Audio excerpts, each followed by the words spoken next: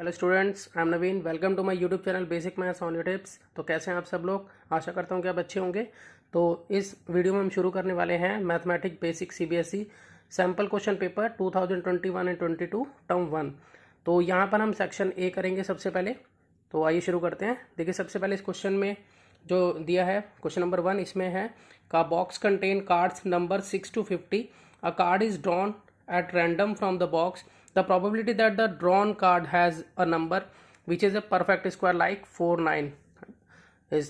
तो इस तरह से देखिए, यहाँ पर क्या है कि एक बॉक्स है जिसके अंदर कार्ड है जिसमें कि 6 से लेकर 50 तक के नंबर जो हैं वो लिखे गए हैं। तो हमने क्या करना है, कार्ड में से रैंडमली सेलेक्ट करना है।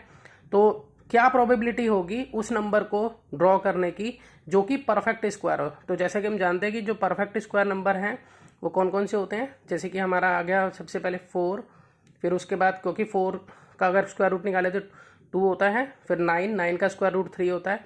इसी तरह से 3 के बाद अगर हम देखें तो 16 होगा।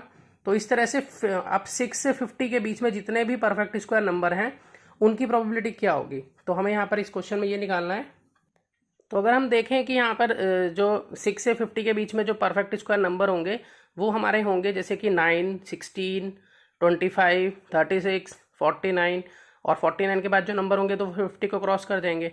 तो अगर हम यहाँ देखें तो 9, 16, 25 और 35, 49, तो ये नंबर जो हैं वो हमारे हैं 5, जो कि परफेक्ट स्क्वायर हैं 6 से 50 के बीच में। तो ये 5 नंबर है। जैसा कि प्रोबेबिलिटी का रूल क्या होता है, जैसा आप जानते हो कि फेवरेबल आउटकम जो है हम ऊपर लिखते हैं और टोटल नंबर ऑफ आउटकम्स हम नीचे लिखते हैं। तो यहाँ पर हमारे 6 से 50 तक के हम नंबर हम काउंट करें तो वो बनेंगे 45। तो और जो हमारा फेवरेबल आउटकम है वो है 5। तो 5/45 करेंगे तो हमारा आंसर जो है, जब हम उसको रिड्यूस फॉर्म में करेंगे तो 1/9 हो जाएगा। तो मैं क्वेश्चन को इसमें मैं सॉल्यूशन जो है शॉर्ट में कर देता हूँ, जैसे आप समझ गए होंगे किस तरह से इसे करना है। तो देखिए, मैंने यहाँ पर लिख दिया है किस तरह से इसको हम सॉल्यूशन करेंगे। पहले टोटल नंबर दिखाएंगे, फिर फेवरेबल आउटकम दिखाएंगे जो 6 से 50 के तक के आएंगे, और फिर उसके बाद हम इस तरह से कट करके 1/9 हमारा आंसर हो जाता है, जो कि है डी पार्ट। अब चलिए नेक्स्ट क्वेश्चन की तरफ चलते हैं। तो देखिए, अगले क्वेश्चन में है in a circle of diameter 42 centimetre if an arc subtends an angle of 60 degree at the center where pi equal to 22/7 then the length of an arc is। तो यहाँ पर क्या है कि एक डायमीटर गिवन है हमें जो कि 42 सेंटीमीटर एक सर्कल का, और एक आर्क जो है एक एंगल को सबटेंड कर रही है 60 डिग्री के, और हमें ये बताना है कि लेंथ ऑफ एन आर्क क्या होगी।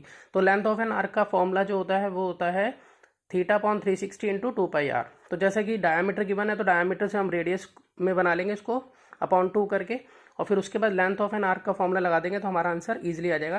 तो सबसे पहले मैं लिख लेता हूँ उसमें कि रेडियस, डायमीटर और लेंथ ऑफ एन आर्क का फॉर्मूला जैसे कि मैंने लिख लिया है। अब यहाँ पर मैं थीटा की जगह पर 60 डिग्री पुट करूँगा, क्योंकि यहाँ पर हमारा जो थीटा है वो 60 डिग्री के बराबर है, और फिर इसका आंसर ईजिली हम फाइंड आउट कर लेंगे। तो यहाँ हम कट कर लेते हैं। देखिए, यहाँ 0 से 0 कट हो जाएगा, 6 1 6, 6 6 36, और यहाँ पर 2 से ये हम 6 काट देते हैं 3 जा पे, और 3 से हम ये काट देते हैं 21 7 जा पे, और यहाँ 7 जा पे से 7 जा कट गया यहाँ पर। तो हमारा यहाँ आंसर जो है वो आ गया 22 सेंटीमीटर। अब चलते हैं नेक्स्ट क्वेश्चन की तरफ। देखिए, इस क्वेश्चन में गिवन है हमें कि if sine theta equal to X है और सेक थीटा जो है वाई के इक्वल है, तो हमें टेन थीटा की वैल्यू निकालनी है। तो जैसा कि हम जानते हैं कि टेन थीटा जो है वो sine theta upon cos theta होता है, तो इसी का हम यूज़ करेंगे। तो इस सबसे पहले हम यहाँ लिख लेते हैं कि हमारा जो टेन थीटा होता है वो sine theta upon cos theta के इक्वल होता है। अब हमें ये भी मालूम है कि जैसे कि जो सेक थीटा होता है वो 1/cos थीटा के इक्वल होता है। तो हम इसको इस तरह से भी लिख सकते हैं कि यहाँ पर ये जो साइन थीटा है, sign theta into 1/cos theta, मैंने इसको इस तरह से लिख लिया। और 1/cos थीटा जो होता है वो इक्वल होता है हमारा सेक थीटा के। तो ये इस तरह से लिखा जाएगा साइन थीटा इंटू में सेक थीटा। तो sine theta into sec theta ये आ गया हमारा। इस तरह से अब हम वैल्यू को पुट कर सकते हैं। जैसा कि हम देख रहे हैं कि साइन थीटा एक्स के बराबर है, तो हम यहाँ एक्स लिखेंगे, और सेक थीटा जो वाई के बराबर है तो यहाँ वाई लिख लेंगे। तो एक्स इंटू वाई जो है वो जाता है एक्स वाई, यानी कि इसका रिजल्ट जो है वो हमारा है ए पार्ट। देखिए, क्वेश्चन नंबर 4 में हमें दिया हुआ है the pair of linear equation y equal to 0 and y equal to -5 has. तो हमें यहाँ बताना है कि y अगर 0 के इक्वल और y -5 के इक्वल है तो क्या होगा इसमें से, 1 solution, 2 solution, infinitely many solution या नो सॉल्यूशन। तो सबसे पहले मैं इसको प्लॉट कर लेता हूँ ग्राफ में इस तरह से। देखिए जैसे कि मैंने यहाँ पर प्लॉटिंग कर ली है, तो यहाँ पर y जो है 0 के इक्वल है हमने बना लिया और y -5 के इक्वल। तो ये दोनों लाइनें जो है वो हमें पैरेलल दिख रही है यहाँ पर। तो it is clear from the above graph that the lines y = 0 and y = -5 are parallel lines. तो जब कभी भी लाइन्स पैरेलल होती हैं तो हम ये कहते हैं कि इसका जो है नो सॉल्यूशन होगा। तो यानी कि ऑप्शन डी यहाँ पर करेक्ट है। देखिए क्वेश्चन नंबर 5 में हमें गिवन है a fair dice is thrown once the probability of even composite number is. तो हमें ऑप्शन गिवन है 0, 1/3, 3/4 और 1। तो यहाँ पर ये बताया है कि अगर हम एक डाइस को थ्रो करते हैं तो क्या प्रोबेबिलिटी होगी इवन कंपोजिट नंबर की। तो इवन नंबर तो आपको मालूम है जिसके एंड पे 2, 4, 6, 8, 0 आता है वो इवन नंबर्स होते हैं। और कंपोजिट नंबर्स मीन्स कि जिसके मोर देन 2 फैक्टर्स होते हैं। जैसे कि अगर हम देखें तो 1 तो ना तो प्राइम नंबर है ना ही कंपोजिट नंबर है, 2 प्राइम नंबर है क्योंकि 2 के 2 फैक्टर्स होंगे 1 और 2, और 3 भी प्राइम नंबर है। 4 जो है वो इवन कंपोजिट नंबर होगा डाइस में। तो इवन कंपोजिट नंबर क्यों होगा, क्योंकि 4 के मोर देन 2 फैक्टर्स हैं। तो जैसे कि वो 1 की टेबल में आता है, 2 की टेबल में और 4 की टेबल में, और साथ में 5 जो है फिर प्राइम नंबर हो जाता है। 6 भी इवन कंपोजिट नंबर है, और क्योंकि 6 जो है उसके भी मोर देन 2 फैक्टर्स हैं, जैसे कि 1 की टेबल में आता है, 2 की टेबल में आता है, 3 की टेबल में आता है और 6 की टेबल में आता है। तो हमारे यहाँ 2 ही इवन कंपोजिट नंबर होंगे डाइस में। तो हमारे यहाँ पर जो फेवरेबल आउटकम्स है वो 2 होंगे जो कि 4 और 6 होंगे, और टोटल पॉसिबल आउटकम्स जो होंगे 1, 2, 3, 4, 5, 6 होंगे। तो इस तरह से हम यहाँ पर पहले लिख लेते हैं कि हमारे पॉसिबल आउटकम्स कितने हैं टोटल और फेवरेबल आउटकम्स कितने हैं। उसके बाद हम प्रोबेबिलिटी का फॉर्मूला लगाकर इसको सॉल्व कर लेते हैं। देखिए मैंने लिख लिया है यहाँ पर। तो अब मैं प्रोबेबिलिटी निकालता हूँ इवन कंपोजिट नंबर की। तो वो क्या होगा कि हमारे फेवरेबल आउटकम्स ऊपर लिखे जाएंगे गिनकर और टोटल आउटकम्स नीचे लिखे जाएंगे। तो यहाँ पर जो मेरे फेवरेबल आउटकम्स है वो 2 हैं, तो यहाँ 2 लिखेंगे, और टोटल आउटकम्स जो है हमारे पॉसिबल वो 6 है। और जब हम इसको रिड्यूस करते हैं तो हमारा ऑप्शन आता है, हमारा आंसर आता है 1/3, जो कि हमारा बी ऑप्शन है। तो बी ऑप्शन यहाँ पर करेक्ट है। देखिए इस क्वेश्चन में है question number 6, 8 chairs and the 5 tables cost ₹10,500 while 5 chairs and 3 tables cost 6,450। The cost of each chair will be. मतलब 8 चेयर और 5 टेबल की कॉस्ट मिलाकर है 10,500, और 5 चेयर और 3 टेबल की कॉस्ट 6,450 है। तो हर एक चेयर की कॉस्ट, मतलब एक चेयर की कॉस्ट कितनी होगी हमें ये निकालना है यहाँ पर। तो हम यहाँ पर जो चेयर की कॉस्ट है उसे x मान लेते हैं और टेबल की कॉस्ट को y मान लेते हैं। उसके बाद हम क्या करते हैं, क्वेश्चन के अकॉर्डिंग हम इसे लिख सकते हैं। हम इसको x को 8 से मल्टीप्लाई करेंगे तो 8x हो जाएगा, और टेबल y है तो 5 टेबल है तो 5y हो जाएगा। तो 8x प्लस 5y जो है 10,500 के इक्वल होगा। ठीक है, इसको लिख लेते हैं। और नीचे वाले केस में 5x प्लस 3y जो है वो हमारा हो जाएगा 6,450 के इक्वल। अब देखिए यहाँ पर दोनों इक्वेशन हमारी बन चुकी हैं, हम इस इक्वेशन को सॉल्व करेंगे। तो मैं क्या करवा रहा हूँ यहाँ पर, इक्वेशन 1 को 3 से मल्टीप्लाई कराऊंगा और इक्वेशन 2 को 5 से मल्टीप्लाई करा देता हूँ। तो हमारी जो नई इक्वेशन 2 बनेंगी वो इस तरह से बनेंगी। तो जैसे मैंने इक्वेशन 1 को 3 से मल्टीप्लाई कराया तो मेरी पहली इक्वेशन जो है बनी 24x + 15y = 31,500। और जब मैं सेकंड इक्वेशन को 5 से मल्टीप्लाई कराता हूँ तो मेरा बनता है 25x + 15y = 32,250। अब हम इन दोनों इक्वेशन को सॉल्व कर लेंगे। जैसा कि हम यहाँ देख रहे हैं कि यहाँ 15y सेम है, तो हम जो है सेकंड इक्वेशन को हम घटा लेते हैं। यहाँ पर जो हमारी ये वाली दूसरी इक्वेशन है ये इसमें से हम घटा लेते हैं। तो जब हम घटाते हैं तो साइन चेंज होते हैं, तो हम यहाँ पर साइन चेंज करेंगे इसके। ये माइनस हो गया, प्लस का था, ये प्लस है तो ये माइनस हो गया और ये माइनस हो गया। तो यहाँ पर ये 15y 15 एक प्लस का एक माइनस का कट गया। फिर ऊपर से अगर हम यहाँ देखें तो यहाँ पर हमारा आ जाता है -x, और इधर से अगर हम देखें तो हमारा आ जाता है यहाँ पर -750। तो ये माइनस से माइनस यहाँ कैंसिल हो जाता है। तो x की वैल्यू जो है वो हमारी यहाँ पर आ रही है 750, और x हमने किसको माना था यहाँ हम देख सकते हैं। x यहाँ पर x जो है वो कॉस्ट है 1 चेयर की, तो यहाँ पर एक चेयर की कॉस्ट जो है वो 750 रुपीज़ आ जाती है। तो हमारा ऑप्शन ए जो है वो करेक्ट है इसमें। आइए चलते हैं नेक्स्ट क्वेश्चन की तरफ। देखिए क्वेश्चन नंबर 7 में हमें दिया है कि cos θ + cos² θ = 1 है, और हमें वैल्यू निकालनी है sin² θ + sin की पावर 4 θ की। तो देखिए सबसे पहले मैं लिख लेता हूँ क्वेश्चन में जो मुझे गिवन है। देखिए यहाँ पर अब हम क्या करते हैं कि ये जो कॉस स्क्वायर थीटा है हम इसको इधर ले जाते हैं, तो यहाँ प्लस का है तो उधर जाके माइनस हो जाएगा। तो हम यहाँ लिखेंगे cos theta is equal to 1 minus cos square theta.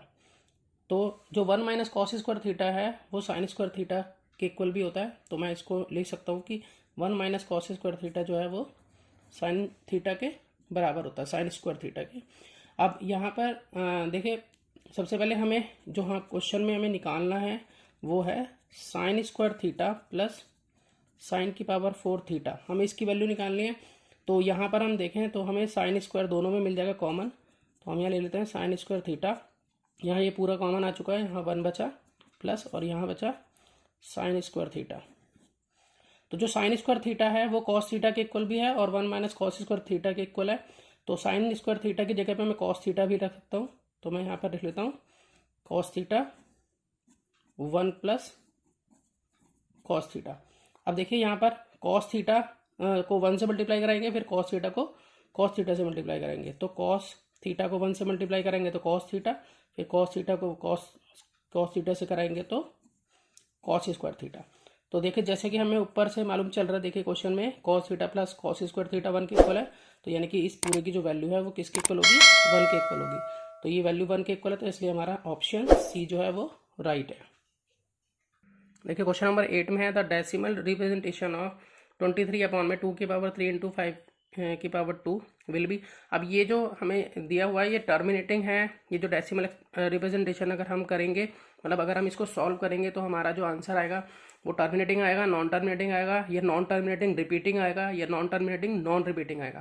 तो देखिए जैसे कि हम जानते हैं कि डिनोमिनेटर में अगर हमारे जो भी अगर इस फॉर्म में लिखे हो जैसे कि 2 की पावर m मल्टीप्लाई 5 की पावर n, मतलब अगर इस फॉर्म में लिखा होता है मतलब 2 की कोई भी पावर हो या 5 की कोई भी पावर हो, यानी कि 2 और 5 के फॉर्म में होता है, तो हमेशा जो है हमारा आंसर टर्मिनेटिंग में आता है। तो जैसे कि हम यहाँ देख रहे हैं 2 और 5 के अलावा और कोई फैक्टर नहीं है यहाँ पर, तो इसलिए हम यहाँ कह सकते हैं कि ये जो डेसिमल रिप्रेजेंटेशन होगा वो इस फॉर्म में है 2 की पावर m इंटू 5 की पावर n। तो हम यहाँ कहेंगे कि ये जो डेसिमल रिप्रेजेंटेशन होगा वो टर्मिनेटिंग होगा, यानी कि ए ऑप्शन जो है इसका बिल्कुल करेक्ट है।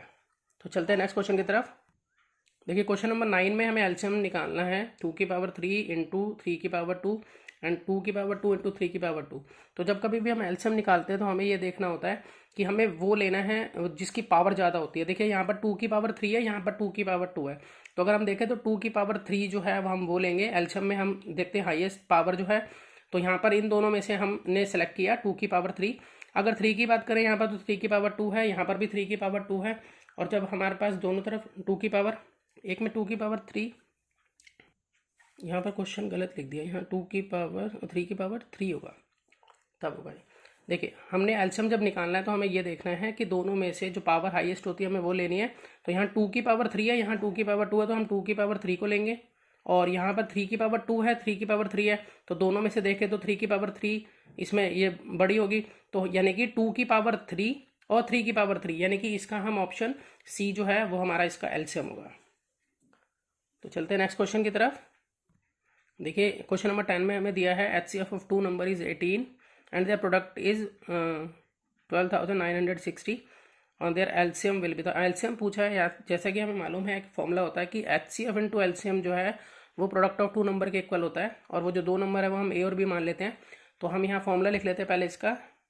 देखिए इस फॉर्मूले से हम अगर एलसीएम निकालना हो तो हम क्या करेंगे, ये जो HCF है ये अपॉन में आ जाएगा ए इंटू बी के, ठीक है, जो प्रोडक्ट ऑफ 2 नंबर है उसके अपॉन में आ जाएगा, तो एलसीएम का फॉर्मूला हमारा बन जाता है इस तरह से ए इंटू बी अपॉन में HCF। अब यहाँ पर ए इंटू बी जो है प्रोडक्ट ऑफ 2 नंबर हमें गिवन है, यहाँ पर ये हमने लिख लिया, और HCF भी हमें गिवन है यहाँ पर। तो जब हम इसकी डिवाइड कर लेते हैं तो इसका आंसर आ जाता है हमारा 720। तो इसमें ऑप्शन सी जो है वो करेक्ट है। बहुत ही ईजी था, बस फॉर्मूला लगाना था। अब चलते हैं नेक्स्ट क्वेश्चन की तरफ। देखिए क्वेश्चन नंबर 11 में है in the given figure DE parallel है BC के। यहाँ पर जो ये DE साइड है वो BC के पैरेलल है, और which of the following true, इनमें से कौन सा जो है वो ट्रू होगा। तो जैसे कि हमने पढ़ा था थेल्स थ्योरम में, जो PPT थ्योरम है हमारी, उसके अकॉर्डिंग जो साइड का प्रपोर्शन जो है वो इक्वल होता है। अगर साइड्स ये वाली साइड्स पैरेलल होती हैं तो हम ये कह सकते थे कि AD अपॉन में DB होता है, AE अपॉन में EC होता है, या हम ऐसे भी बोल सकते हैं AD अपॉन में AB या AE अपॉन में EC। इसी तरह से ये वाली साइड्स का भी रेशियो जो है वो इक्वल होता है। तो हम इसको इसी तरह से लिख लेते हैं कि हमें यहाँ पर गिवन है ऑलरेडी कि DE जो है वो पैरेलल है BC के। जब DE BC के पैरेलल हैं तो according to BPT means basic proportionate theorem, इसके अकॉर्डिंग जो है वो हम ये कह सकते हैं कि AE जो है वो AC के अपॉन में और DE जो है वो BC के अपॉन में होगा। यहाँ पर AE AC और यहाँ पे DE BC, क्योंकि साइड्स के प्रोपोर्शन जो है वो इक्वल होते हैं। तो यहाँ पर हम लिख सकते हैं कि यहाँ पर AE कितना है हमारा, वो है A, जैसे कि हम देख पा रहे हैं, और AC जो है वो हमारा है A प्लस B, और यहाँ पर DE जो है वो हमारा X है और BC जो है वो Y है। जब हम इसको क्रॉस मल्टीप्लाई कर देते हैं तो हमारे पास इस तरह से बन जाता है, साइड में कर देता हूँ मैं इसको, कि AY is equal to X A plus B। अब जो यहाँ पर हमें वैल्यू निकालनी है X की, तो X के साथ में A प्लस B है मल्टीप्लिकेशन की फॉर्म में, तो ये अपॉन में आ जाएगा यहाँ पर, तो यहाँ आ जाएगा ये A प्लस B। अब आप ब्रैकेट लिखो या ना लिखो डजेंट मैटर। तो AY अपॉन में A प्लस B, यानी कि हम ये कह सकते हैं कि इसका ऑप्शन C जो है हम यहाँ देख पा रहे हैं कि वो करेक्ट है। तो चलते हैं नेक्स्ट क्वेश्चन की तरफ, देखते हैं हम 12th क्वेश्चन। तो देखिए 12th क्वेश्चन में है the coordinates of the point P dividing the line segment joining the point A के कोऑर्डिनेट्स गिवन है 1 and 3 and B 4 and 6 internally in the ratio 2:1 are. तो यहाँ पर क्या है कि एक लाइन सेगमेंट है जिसके दो पॉइंट हैं A और B। देखिए मैंने यहाँ पे ड्रॉ कर लिया इसको, देखिए मैंने लाइन सेगमेंट यहाँ ड्रॉ कर लिया मैंने।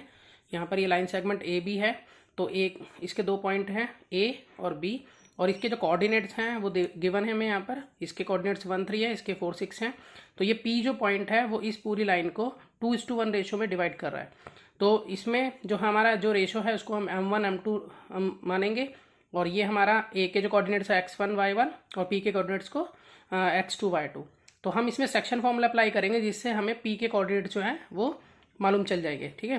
तो यहाँ पर देखिए P के कोऑर्डिनेट्स निकालने के लिए हमें क्या करना है, M1 into X2 plus M2 into X1 upon में M1 प्लस M2, और यहाँ पर Y के निकालने के लिए, X के निकालने के लिए ये था, Y के निकालने के लिए M1 into Y2 plus M2 into Y1 upon में M1 प्लस M2। अब देखिए कैसे अप्लाई करते हैं इसको। तो यहाँ देखिए जैसा कि हम देख रहे हैं क्वेश्चन में, यहाँ हमें M1 दिया है, तो M1 हमारा क्या है, यहाँ पे 2 है, तो 2 X2 देखिए यहाँ पर X2 4 है प्लस M2 हम देखें तो हमारा 1 है, X1 देखें तो हमारा 1 है, और अपॉन में है M1 प्लस M2, यानी कि M1 2 है और M2 1 है। इसी तरह से हम यहाँ लिख लेंगे M1 हमारा यहाँ 1,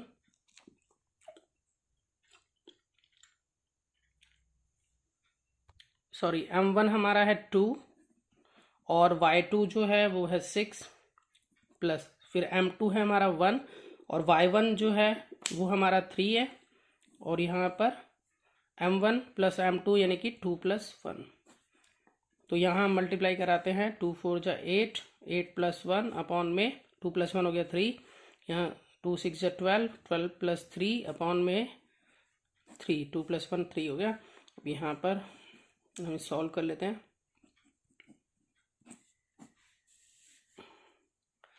देखिए इस तरह से यहाँ पर आ जाएगा 3, जब हम इसकी कटिंग करेंगे और इसकी कटिंग करेंगे तो आ जाएगा 5। तो यानी कि जो हमारे P के जो यहाँ कोऑर्डिनेट्स बनेंगे हमारे वो होंगे 3 और 5, ठीक है। तो अब हम क्वेश्चन में देखते हैं, ऑप्शन में 3 और 5 जो है हम देख पा रहे हैं ये डी पार्ट में, ये हमारा ऑप्शन जो है बिल्कुल करेक्ट है। अब चलते हैं नेक्स्ट क्वेश्चन की तरफ। क्वेश्चन नंबर 13 में हमें प्राइम फैक्टराइजेशन करना है 3825 का। तो हमें इसमें से बताना है कि कौन सा ठीक होगा। तो जैसे में हम यहाँ कर लेते हैं एक छोटा सा इसका 3825। देखिए कभी भी आप प्राइम फैक्टराइजेशन करेंगे तो आपको डिविजिबिलिटी के रूल्स अगर क्लियर हैं तो आप जल्दी से कर पाएंगे इसको। तो देखिए इसका टोटल करते हैं, अगर हम 8 और 3 11, 11 में 2 जोड़े 13 और 13 में 5 जोड़े तो 18।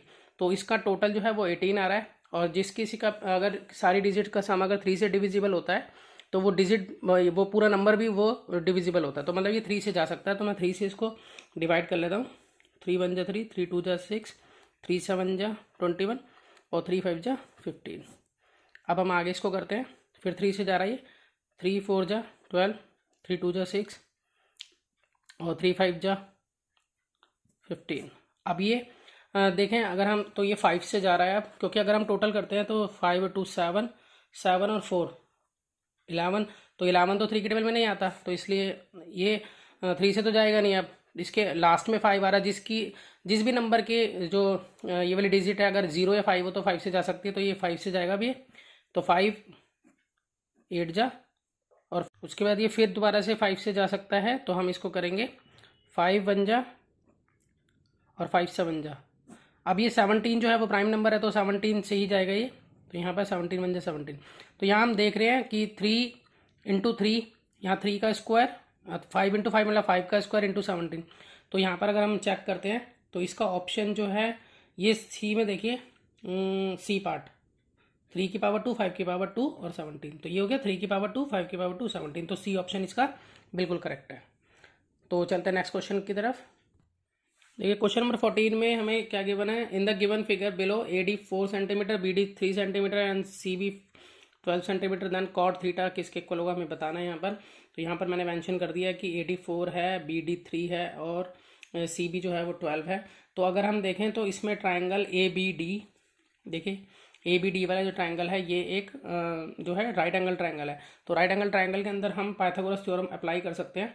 तो इसमें हम पाइथागोरस थ्योरम अप्लाई कर लेते हैं, जिससे कि हम पहले AB निकाल लेते हैं कि AB क्या होगी। तो यहाँ पर AB का जो स्क्वायर होगा वो होगा हमारा AD का स्क्वायर प्लस BD का स्क्वायर, ठीक है, पाइथागोरस थ्योरम के अकॉर्डिंग।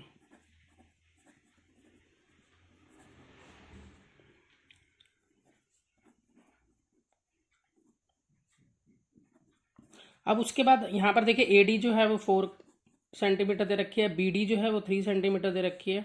तो हमें अप्लाई कर लेते हैं इसको, AB का स्क्वायर है तो 4 4 जा 16 और 3 3 जा 9, तो इसको सॉल्व करा प्लस करा तो 25।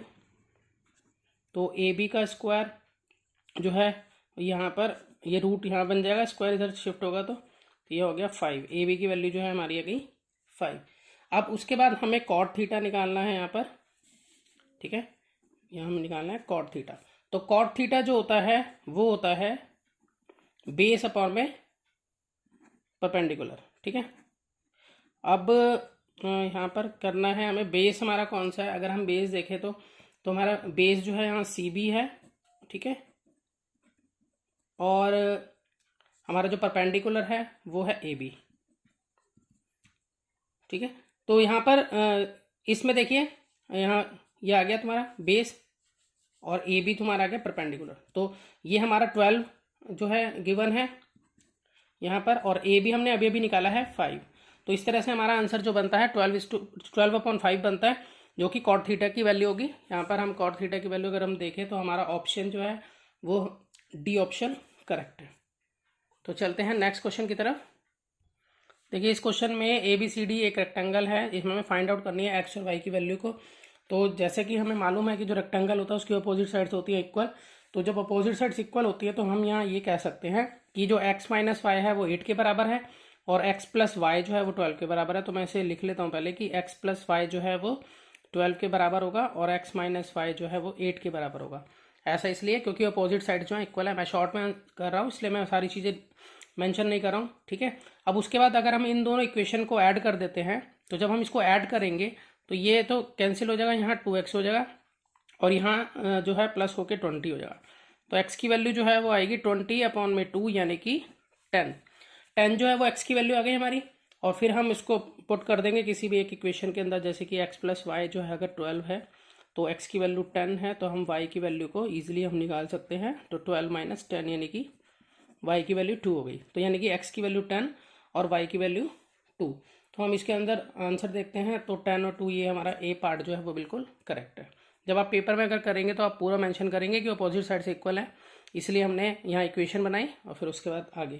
देखिए अब क्वेश्चन नंबर 16 करते हैं। 16 के अंदर हमें गिवन है कि एक आइसोस्केलेस ट्रायंगल है ABC जिसमें AC जो है BC के इक्वल है और AB का स्क्वायर जो है वो 2AC स्क्वायर के बराबर है। तो हमें C का जो है मेजर वो निकालना है, मतलब कितने डिग्री का है C जो है।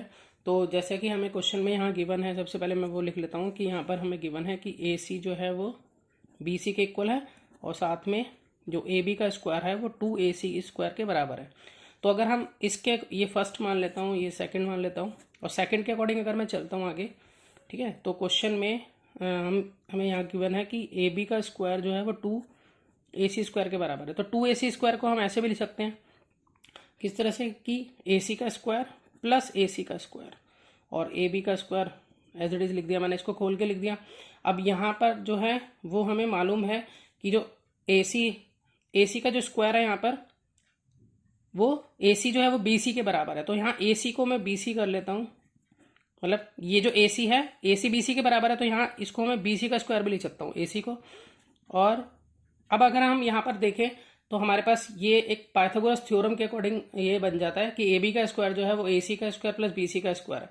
तो मतलब अगर हम एक ट्राइंगल बनाएं जिसमें हम ये जो है AB रखें, हाइपोटेनस AB रखें, और ये हमारा परपेंडिकुलर हो जाएगा, ये हमारा बेस हो जाएगा, तो यानी कि इसमें हमें जो हम देख पा रहे हैं, तो इसमें पाइथागोरस थ्योरम जो फिट हो गई है। तो पाइथागोरस थ्योरम के अकॉर्डिंग जो हाइपोटेनस के बिल्कुल सामने जो एंगल बनता है वो हमेशा 90 डिग्री का होता है। तो इसका मतलब हाइपोटेनस ए बी है, तो ए बी के सामने बन रहा है एंगल सी, तो एंगल सी जो है वो हमारा कितने डिग्री का होगा, 90 डिग्री का होगा। ठीक है, तो इस तरह से हम ये कह सकते हैं कि यहाँ पर जो इसका आंसर होगा यहाँ वो होगा 90 डिग्री। चलिए नेक्स्ट क्वेश्चन की तरफ चलते हैं।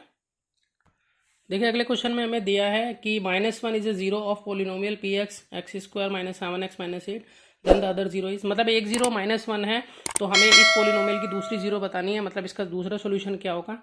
तो सबसे पहले अगर हम देखें हमारे पास जो पी एक्स की जो यहाँ पर दिया हुआ पी एक्स हमें वो x square minus 7x minus 8 ये हमें गिवन है।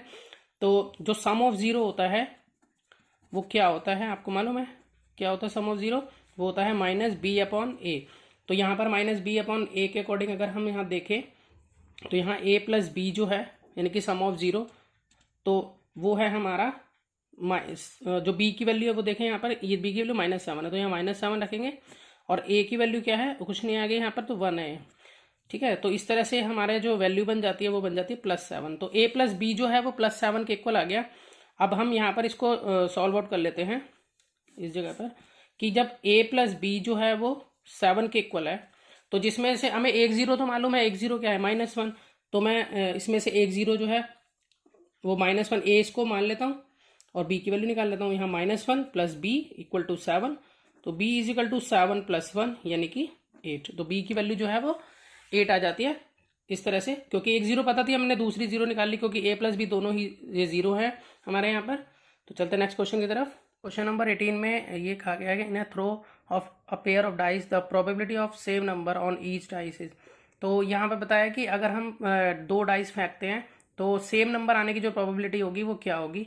तो जैसा कि हम जानते हैं कि अगर हम दो डाइस फेंकेंगे तो हमारे जो है वो नंबर सेम नंबर आने के जो नंबर होंगे वो ऐसे होंगे कि जैसे 1 1 हो गया, 2 2 हो गया, 3 3, 4 4, 5 5, 6 6। तो यहाँ पर अगर हम टोटल आउटकम्स को देखें, टोटल नंबर ऑफ आउटकम्स जो हैं वो हमारे होंगे 36। वो कैसे निकालते हैं कि जितने भी डाइस में नंबर हैं उसका, अब दो डाइस फेंक रहे तो हम उसको स्क्वायर कर देंगे, 6 का स्क्वायर यानी कि 36, और जो यहाँ पर फेवरेबल आउटकम्स हैं वो हमारे 6 होंगे, जो मैंने आपको बताई दिया कि 1 1 2 2, 3 3, 4 4, 5 5, 6 6। तो हम फेवरेबल आउटकम्स ऊपर लिखेंगे यानी कि 6, और टोटल नंबर ऑफ आउटकम होगा 36, और दोनों को काटेंगे तो हमारा आंसर आ जाएगा 1/6, और हम इसको इस तरह से शो कर सकते हैं लिखकर। तो हमारा जो ए ऑप्शन है वो यहाँ पर बिल्कुल करेक्ट है। अब चलते हैं नेक्स्ट क्वेश्चन की तरफ। देखिए क्वेश्चन नंबर 19 में बताया है कि the mid point of 3p, 4 and -2, 2q का जो है वो 2 और 6 है, तो हमें p प्लस q की वैल्यू को फाइंड आउट करना है। तो सबसे पहले हमें मिड पॉइंट फॉर्मूला पता होना चाहिए कि क्या होता है, तो मैं यहाँ पर लिख लेता हूँ उसे। तो देखिए ये रहा मिड पॉइंट फॉर्मूला, यहाँ पर p के कोऑर्डिनेट्स निकालने के लिए हमें x1 + x2/2 और y1 + y2/2 करना होगा। तो यहाँ पर मैं ये देख पा रहा हूँ कि हमारा जो x1 है वो है यहाँ 3p, ठीक है, और जो हमारा y, पहले मैं ऊपर मेंशन ही कर देता हूँ कि हाँ हमारा x1 और यहाँ पर y1, x2 और y2, यहाँ से हम देख के लिखते रहेंगे। तो x1 हमारा 3p हो गया, और उसके बाद x2 हमारा -2 है अपॉन में 2, और y1 हमारा 4 है और प्लस y2 हमारा 2q है अपॉन में 2। और यहाँ पर हमें इसके जो कोऑर्डिनेट्स गिवन है हमें वो है 2 और 6। तो यानी कि 2 जो है वो 3p माइनस 2 के इक्वल है, 3p माइनस 2 अपॉन 2 के इक्वल है। जो 6 जो है वो 4 प्लस 2q अपॉन 2 के इक्वल है। तो हम इसको सॉल्व आउट करा लेते हैं यहीं पर। तो 2 जो है वो हमारा 3p माइनस 2 अपॉन 2 के इक्वल है। तो क्रॉस मल्टीप्लाई करेंगे तो 4 और या 3p माइनस 2 को 1 से मल्टीप्लाई करेंगे तो 3p माइनस 2। तो 4 प्लस 2 ये माइनस 2 इधर आ गया। तो यहाँ आ गया 4 प्लस 2 6 और यहाँ पर 3 अपॉन में आ जाएगा। तो p की वैल्यू यहाँ पर हमारी हो जाएगी 2, p की वैल्यू 2 हो जाएगी। दूसरी तरफ हम करते हैं तो 6 जो है वो 4 प्लस 2q अपॉन 2 के बराबर है। तो क्रॉस मल्टीप्लाई करेंगे यहाँ पर तो 6 2 जो ये 12 हो गया और 4 प्लस 2q, उसके बाद 12 माइनस 4 और यहाँ पे 2q, यहाँ पर लेस कर देंगे 8 2q। तो 8 अपॉन में 2 यानी कि काट के आ गया 4। q की वैल्यू आ गई हमारे पास 4 और हमसे जो वैल्यू पूछी है वो पूछी है p प्लस क्यू की। तो हमारे पास p प्लस क्यू की वैल्यू हमें निकालनी है। तो p की वैल्यू देखिए यहाँ पे 2 थी और q की वैल्यू हमारे पास 4 आई है। तो दोनों को प्लस करते हैं तो आ जाता है 6। तो 6 जो है वो इसमें आ रहा है हमारा ऑप्शन बी, जो कि करेक्ट है। तो चलते हैं नेक्स्ट क्वेश्चन की तरफ। देखिए 20 क्वेश्चन जो है इसमें लिखा है the decimal expansion of 147/120 will terminate after how many places of decimal, मतलब कितने प्लेसेस ऑफ डेसिमल के बाद ये टर्मिनेट होगा। तो हम इसको पहले कटिंग कर लेते हैं। यहाँ पे 147 अपॉन में 120 है। तो हम इसको पहले देख रहे हैं 3 से कट रहे हैं तो 3 से काट लेते हैं। तो 3 से काट के यहाँ 49 आ जाएगा और यहाँ से इसको काट के आ गया 40। तो जैसा कि हम यहाँ देख पा रहे हैं कि जो हमारा 40 है डिनोमिनेटर, अगर हम इसको फैक्टराइज करते हैं हम इसका, तो वो बनता है 2 की पावर 3 इंटू में 5। तो यहाँ पर अगर हम देखें तो 5 की पावर 1 है, 2 की पावर 3 है। तो हाईएस्ट डिग्री जो है यहाँ पर 3 है। तो जो हाईएस्ट डिग्री होती है उतने के बाद ही जो है वो टर्मिनेट होता है। तो हम यहाँ पर जो ऑप्शन होगा वो हमारा 3 जो है वो राइट आंसर होगा, क्योंकि जो भी हमारी हाईएस्ट डिग्री होती है, जैसे कि हमारी यहाँ पर 3 आई है, तो 3 decimal places this expression terminate. तो मतलब 3 डेसिमल प्लेसेस के बाद ये जो है एक्सप्रेशन टर्मिनेट हो जाएगा। तो यहाँ पर हमारा सेक्शन ए जो है वो कंप्लीट हो जाता है। तो हम नेक्स्ट वीडियो जो हम बनाएंगे उसमें हम सेक्शन बी को सॉल्व करेंगे। इस तरह से हम पूरा सैम्पल पेपर सॉल्व करेंगे, क्योंकि वीडियो काफ़ी लंबी हो चुकी है। तो आप सेक्शन 1 को दोबारा से कीजिए और सेक्शन बी आने वाला है। तो मिलते हैं नेक्स्ट वीडियो में। और मैथ्स के बेसिक फंडामेंटल सीखने के लिए चैनल को सब्सक्राइब कीजिए और लाइक और शेयर कीजिए। Thank you.